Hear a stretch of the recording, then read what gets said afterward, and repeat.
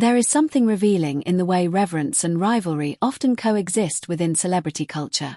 When one public figure recalls being nervous before meeting Jacqueline Kennedy Onassis, the confession signals more than admiration. It exposes the trembling awareness of encountering myth. That same trembling, many would later suggest, followed Tina Turner into rehearsal studios, backstage corridors, and festival arenas. Turner did not simply perform. She destabilized rooms. She shifted gravitational fields. On stage, she was kinetic authority, legs driving rhythm like percussion, voice tearing through amplification with gospel ferocity.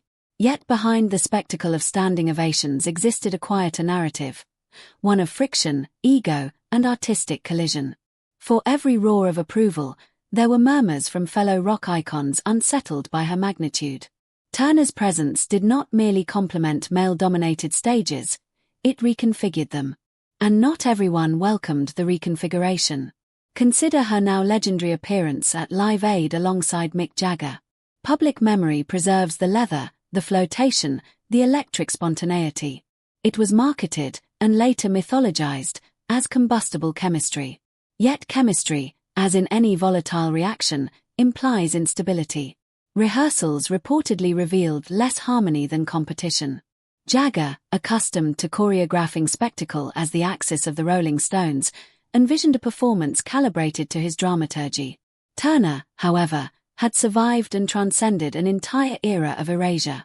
She did not intend to orbit anyone else's spotlight.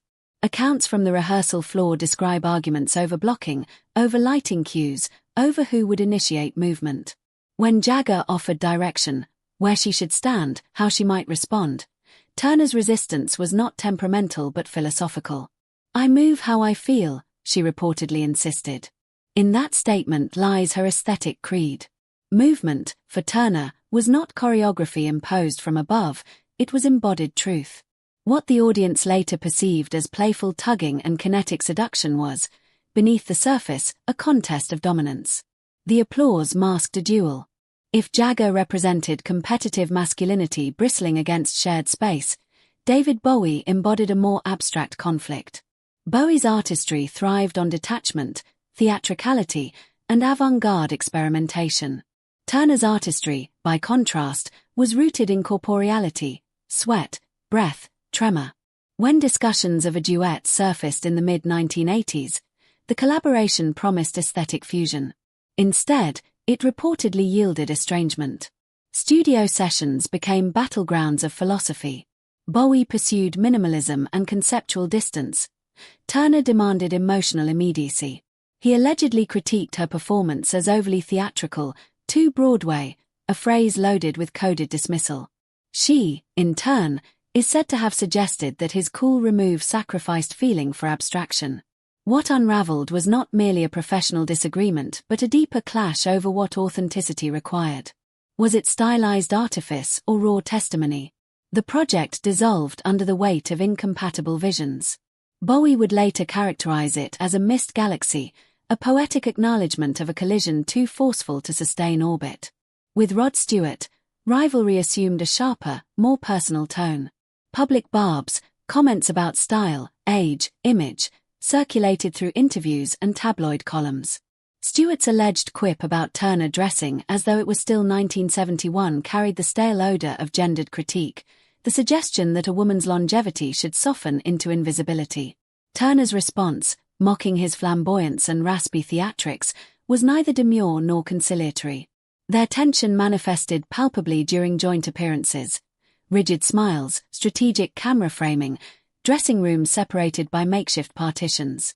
What appeared to the public as diva theatrics masked a deeper struggle over generational authority and ownership of rock's evolving aesthetic. The rupture with Elton John in the early 1990s illuminated yet another dimension of Turner's uncompromising standards. During a charity rehearsal, disagreement over musical tempo reportedly escalated into confrontation. Turner, exacting in preparation, challenged the piano arrangement. Elton, equally formidable, rebuked what he perceived as condescension. Voices rose. Instruments fell silent.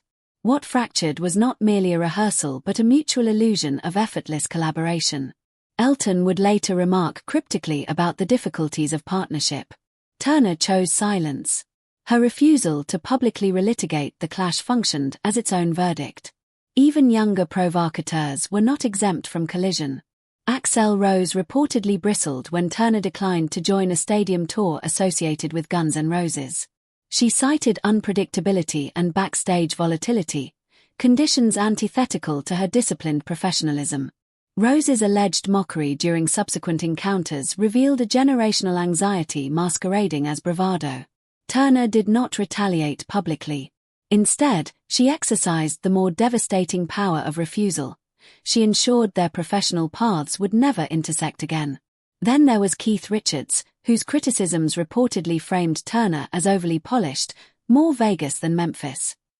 The phrasing betrays a familiar rockist hierarchy privileging roughness over refinement, spontaneity over preparation. Yet Turner's polish was hard-won, forged through years of survival and reinvention. To dismiss it as artifice was to misunderstand the labor beneath spectacle. Their exchanges, cool, glacial, restrained, exposed a quieter resentment, discomfort with a woman whose command of stagecraft rivaled and, at times, eclipsed that of rock's most mythologized men. Across these encounters runs a thematic thread: Turner's refusal to shrink. She did not temper her volume to soothe fragile hierarchies. She did not dilute her choreography to preserve male centrality. If conflict followed her, it did so not because she sought discord but because she refused erasure. In an industry calibrated to protect masculine dominance, her embodied authority constituted disruption. What critics labeled ego might more accurately be named sovereignty. Turner's insistence on control, over sound checks, staging, tempo, emerged from a lifetime in which control had once been violently denied. To witness her command was to witness reclamation. And reclamation unsettles those invested in older distributions of power. Ultimately, the feud surrounding Tina Turner illuminate less about her volatility than about the cultural moment she inhabited. Rock mythology often celebrates rebellion, yet it grows uneasy when rebellion arrives in the form of a black woman refusing subordination. Turner's voice was not simply musical output, it was assertion. It demanded space. It redrew the perimeter of the stage. She did not enter rooms to be liked. She entered to transform them. For some of her contemporaries, that transformation felt like eclipse. For audiences, it felt like transcendence. And in the afterglow of decades, what remains is not the friction but the force. Tina Turner did not compete for legacy. She embodied it. What made these clashes endure in cultural memory was not their spectacle, but what they revealed about power in performance. Tina Turner occupied a paradoxical position. She was both survivor and sovereign, forged in hardship yet unwilling to be defined by it. That duality unsettled the architecture of rock stardom, which had long privileged chaos in men while demanding grace from women. Turner offered neither apology nor softness to make others comfortable. Her discipline was often misread as dominance, her preparation as control, her refusal to yield as arrogance. Yet beneath each confrontation lay a deeper truth. She had learned that artistic authority must be defended or it will be quietly confiscated. Every rehearsal disagreement, every icy backstage exchange, was less about personality than about perimeter. Who commanded space, who set tempo, who defined the emotional register of a performance. In the end, Turner's legacy is not measured by the men she sparred with, but by the fact that she stood beside them as equal force. Conflict did not diminish her myth. It clarified it. If there is a final lesson in these rivalries, it is that magnitude inevitably generates resistance. Tina Turner's brilliance did not operate quietly, it reverberated. In a genre that mythologized male volatility as genius, her authority exposed an uncomfortable double standard. She was expected to collaborate without conquering, to harmonize without overpowering. Instead, she chose presence over permission. Time has rendered the tensions footnotes and preserved the force. The arguments, the cold shoulders, the bruised egos, these dissolve beside the enduring image of a woman who transformed survival into spectacle and spectacle into sovereignty. What some contemporaries experienced as threat, history now recognizes as evolution. Turner did not merely share stages with legends, she altered the scale by which legend was measured. And in doing so, she ensured that any room she entered would never quite return to its previous shape.